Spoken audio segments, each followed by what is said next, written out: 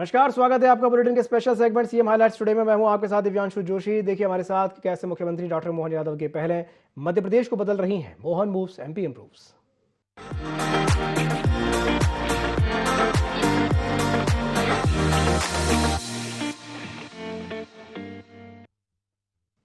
CM doctor Mohan Yadav ने हिंदुस्तान के प्रख्यात शहनाई वादक उस्ताद बिस्मिल्लाह खां की जयंती पर उन्हें श्रद्धांजलि अर्पित की और कहा कि वे काशी और देश की सांस्कृतिक चेतना के जीवंत प्रतीक थे।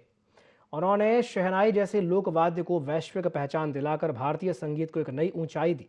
मुख्यमंत्री ने जयंती के अवसर पर उन्हें सादर नमन किया।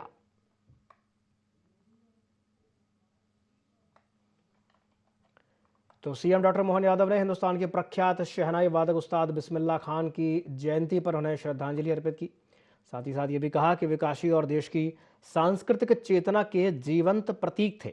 उन्होंने शहनाई जैसे लोकवाद्यों को वैश्विक पहचान दिलाकर के भारतीय संगीत को एक नई ऊंचाई प्रदान की।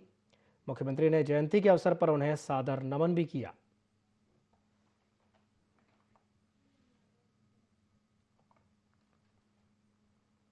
विश्व वानिकी दिवस के अवसर पर मुख्यमंत्री डॉक्टर मोहन यादव ने वनों के संरक्षण और संवर्धन का संदेश दिया। उन्होंने कहा कि वन हमारे अस्तित्व और अर्थव्यवस्था की आधारशिला है और इनके बिना मानव जीवन की कल्पना भी संभव नहीं है। सीएम ने लोगों से प्रकृति सेवा को कर्तव्य मानते हुए सह अस्तित्व की भावना के साथ वनों को बचाने और बढ़ाने का संकल्प लेने की अपील की।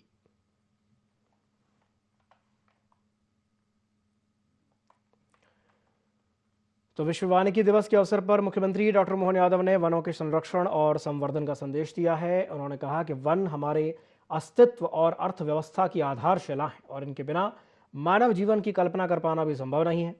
सीएम ने लोगों से प्रकृति की सेवा को कर्तव्य मानते हुए सह अस्तित्व की भावना के साथ वनों को बचाने और बढ़ाने का संकल्प लेने की भी अपील की है।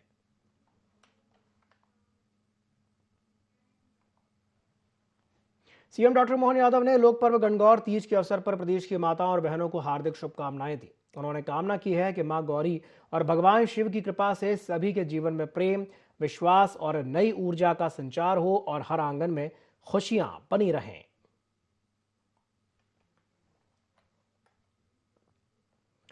तो मुख्यमंत्री डॉक्टर मोहन यादव ने लोक पर्व गणगौर तीज के अवसर पर प्रदेश की माताओं और बहनों को हार्दिक शुभकामनाएं दी हैं। उन्होंने कामना की है कि मां गौरी और भगवान शिव की कृपा से सभी के जीवन में प्रेम, विश्वास और नई ऊर्जा का संचार हो और हर आंगन में खुशियां बनी रहें।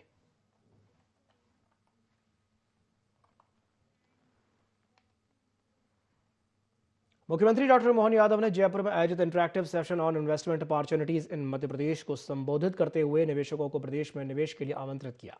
उन्होंने कहा कि मध्य प्रदेश और राजस्थान के बीच पारंपरिक रिश्ते अब विकास और संसाधनों की साझेदारी तक मजबूत हो चुके हैं। मुख्यमंत्री ने राजस्थान वासियों को गणगौर पर्व की शुभकामनाएं देते हुए कहा कि दोनों राज्यों के बीच रोटी बेटी का संबंध अब पानी तक पहुंच चुका है। उन्होंने दोनों राज्यों को जुड़वा भाई बताते हुए कहा कि यह साझेदारी भविष्य में विकास की नई इबारत लिखेगी। मुख्यमंत्री ने कहा कि प्रधानमंत्री नरेंद्र मोदी के नेतृत्व में भारत तेजी से प्रगति कर रहा है और राज्यों के बीच संसाधनों का समन्वय अब बेहतर हुआ है। उन्होंने राजस्थान के व्यापारी को सराहना करते हुए कहा कि वे विपरीत परिस्थितियों में भी अवसर तलाशने में सक्षम हैं। अंत में उन्होंने निवेशकों से मध्य प्रदेश में उपलब्ध अवसरों का लाभ उठाने और दोनों राज्यों के बीच व्यापारिक संबंधों को और मजबूत करने का आह्वान किया।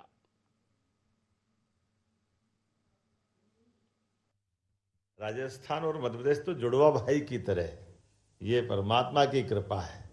राजस्थान और मध्य प्रदेश में कोई अंतर नहीं है। यशस्वी प्रधानमंत्री के नेतृत्व में देश जिस प्रकार से प्रगति कर रहा है और कई नए प्रकार के रिकॉर्ड भी बन रहे हैं। लोकतंत्र के अंदर दो राज्यों के आपस के संबंध भी सौहार्दपूर्ण बने और भारत सरकार आशीर्वाद दे।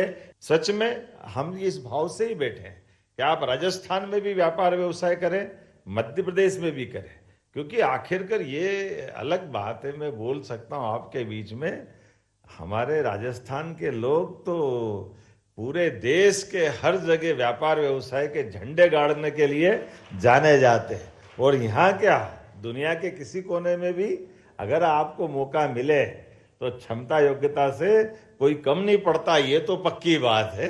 क्योंकि जब आप व्यापार व्यवसाय अनुकूलता की बात करोगे तो हमारे लिए सामर्थ्यवान होना भी उतना ही आवश्यक है। हमारी मध्य प्रदेश की बिजली से तो दिल्ली की मेट्रो ट्रेन भी चल रही है। आज के समय में जितनी सस्ती बिजली मध्य प्रदेश में है, 2 रुपया 9 पैसे से हमारी बिजली हम अपने यहाँ उपलब्ध करा रहे हैं।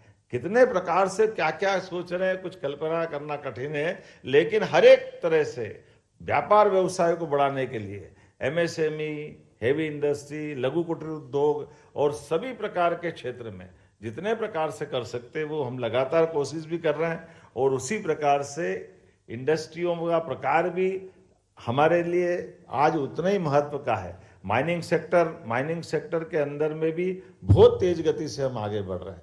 और माइनिंग सेक्टर के अलावा जैसे वर्तमान के दौर में हेल्थ के मामले में भी मेडिकल कॉलेज खोल रहे हैं। भाई एक देश के अंदर दो पड़ोसी राज्य के लोग दोनों राज्य की बेहतरी के लिए अगर निर्णय ले रहे हैं तो 5% 7% पानी कम ज्यादा चला गया, तुम कौन सा पानी रोक लोगे ना, हम कौन सा, वो तो जाएगा गंगा सागर तक जाएगा, या चंबल में जाएगा, चंबल से यमुना में जाएगा, यमुना से गंगा सागर में, गंगा सागर से बिल्कुल बंगाल की खाड़ी तक जा रहा है, उसको कौन रोक रहा है। सरकार की ओर से हमने रोड शो किया है और इन्वेस्टमेंट से संबंधित सभी प्रकार के विभागों की पॉलिसियों पर विस्तार से बात की। राजस्थान और मध्य प्रदेश जुड़वा भाई की तरह है। सबसे कहा कि हमने राजस्थान में भी आप व्यापार व्यवसाय करें, मध्य प्रदेश के साथ भी करें, अपने काम धंधे के बलबूते पर दोनों राज्यों की समृद्धि के लिए, बेरोजगारों को रोजगार दिलाने के लिए और सभी प्रकार की संभावनाओं पर आगे बढ़ने का ये सही समय है। माननीय प्रधानमंत्री के नेतृत्व में जब देश आगे बढ़ रहा है तो राज्यों को मिलकर भी इस तरह से आगे बढ़ सकते हैं। मैंने अपनी ओर से विस्तार से सारे लोगों का आह्वान किया कि हमारे अपने राजस्थान और मध्य प्रदेश की सरकार मिलकर कई सारी योजना पे काम कर रही, जैसे पार्वती काली सिंह चंबल योजना पे जल का बंटवारा किया। इसी प्रकार से टूरिज्म से लगाकर बहुत सारे सेक्टर में बढ़ने की संभावना है। आइए हम सब संकल्प करें और आगे बढ़े।